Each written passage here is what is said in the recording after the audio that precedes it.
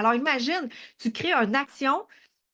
qui est dans le faire, qui fait ouais, je suis pas sûre si ça va marcher, je suis pas sûre si c'est correct, je suis pas sûre si c'est aligné. Puis là, tu es dans le doute de toi. Hein. Imagine,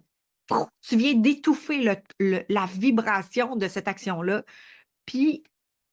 il va avoir une petite répercussion très courte, en fait, très versus quand que tu laisses être toi, puis que tu fais ton action dans la certitude, dans je vis l'expérience, même si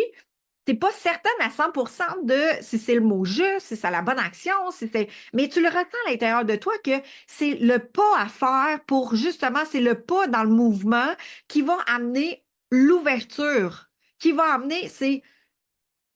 drôle à quel point on a entremêlé le faire et l'être parce que c'est dans l'être que tu peux faire, mais si tu enlèves le conditionnement du faire et que tu es dans l'être, dans le mouvement, dans l'action et que tu accomplis,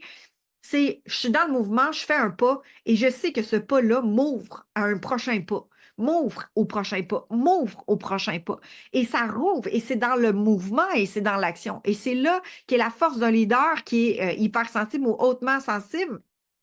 en fait, qui ressent et qui perçoit, c'est, tu le sais en dedans si c'est juste, tu le sais en dedans si c'est accompli, tu le sais en dedans si c'est nourrissant.